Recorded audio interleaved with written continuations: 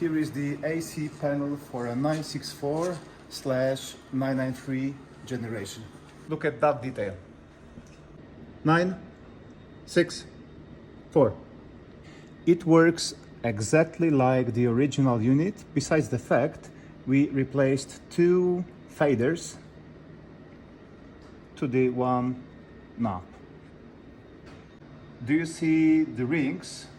They are made using aluminum. We can anodize them black or keep them silver. How to install it? This set contains everything to remove the old unit.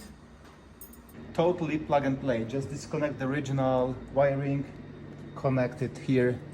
That's it. That one is a totally plug and play.